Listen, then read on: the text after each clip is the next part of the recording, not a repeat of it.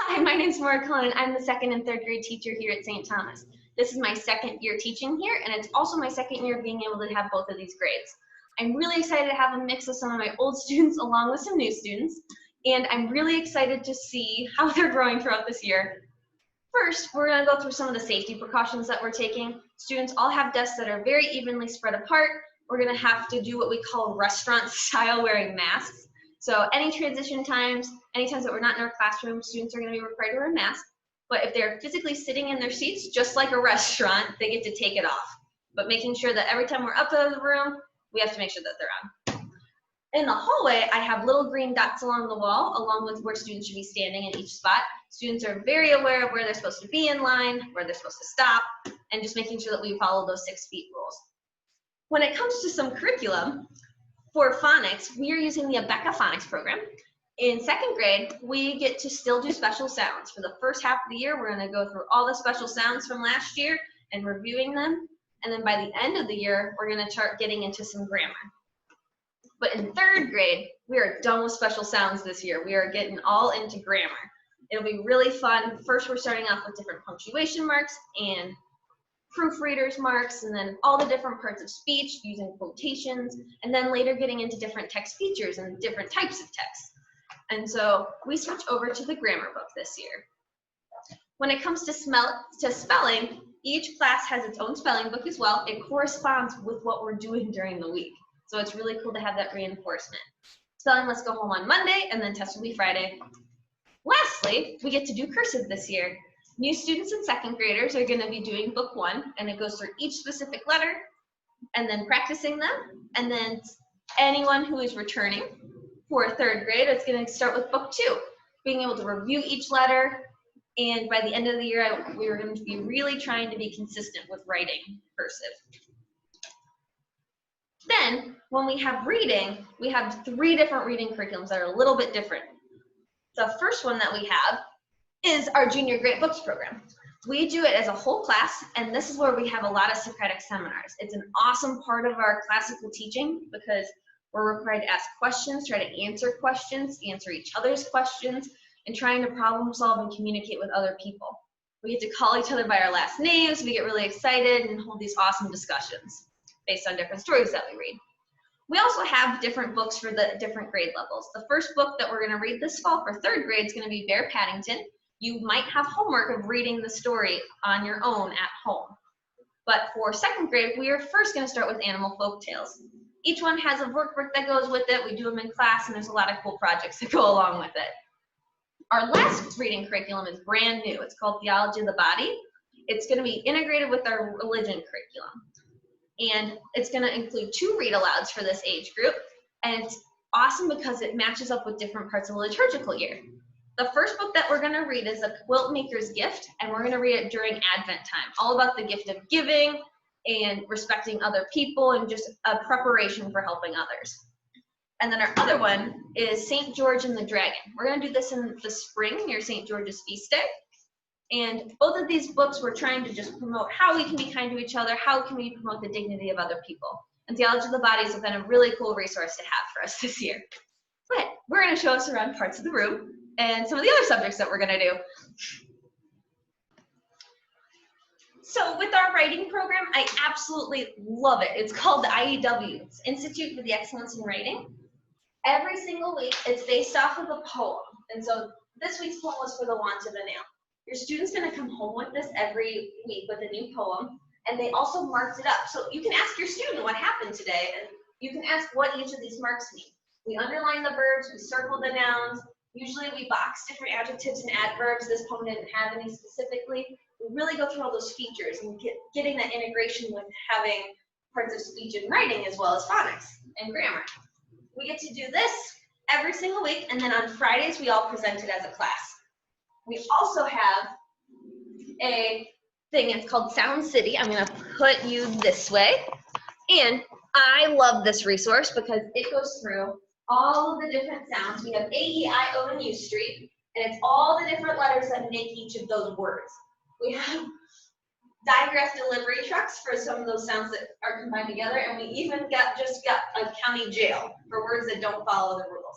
Later on this year, we're gonna have air words that all say the letter air when we have planes above, and it's a really cool resource to always have on the wall.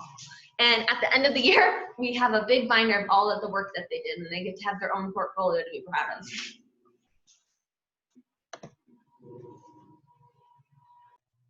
So in math, we have all kinds of manipulatives that we've been using.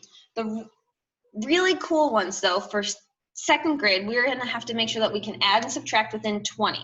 We have these things, they're called wrap-ups, and you wrap them up depending, it has -2, so all these are -2s, and it goes through each number, and you wrap them up based on the answer, and this could be an individual activity, and on the back it has the answers, and they can check their work. By the end of the school year, we're going to be doing time tests on it. I'm not as concerned about how far they get, but more of how much faster they get over time. Third grade, I'm super excited to start multiplication and division. We have the same wrap-up, but it's for multiplication. And we also have one for division. In division, I have fraction circles that we get to do to see equivalent fractions, along with fraction bars, so then you can see equivalent fractions in different ways. Everyone gets to work with their own clock when we're practicing time. Especially in third grade, we're going to be doing it to the minute, and at the end of the year, we're hoping second grade can get there too. I love having all of our different attribute blocks so we can see the different properties of shapes. We also use these for fractions to say how a trapezoid can be half of a hexagon. And we also have unifix cubes and base 10 blocks just to make sure that we can see how we can do our regrouping skills. When we talk about similarities and congruent shapes, we have, this is called a geoboard. They get to put rubber bands around each one to kind of make different shapes, see their characteristics, and other activities. So the big difference between math this year is second grade still has a soft cover workbook. They'll bring home a page every day from Monday through Thursday. Sometimes they will actually finish it in class, so they won't have it, and they'll turn it in early.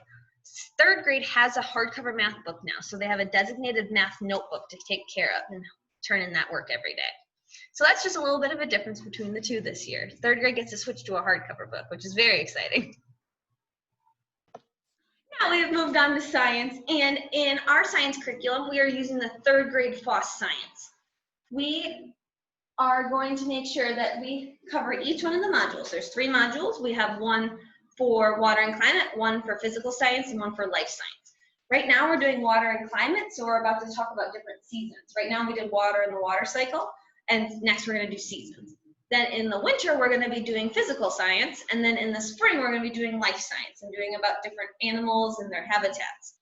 And so that's just a quick synopsis of science. In history, we switch off with that. We are switching to the Renaissance era. Everybody did medieval last year, and so now we're doing Renaissance. The big thing in our classical education is we talk about it as a story. So we'll be coming up this day and we'll be saying, this is the story of this. And it's going to be going from Europe's point of view from the Renaissance all the way up to the Cold War and today.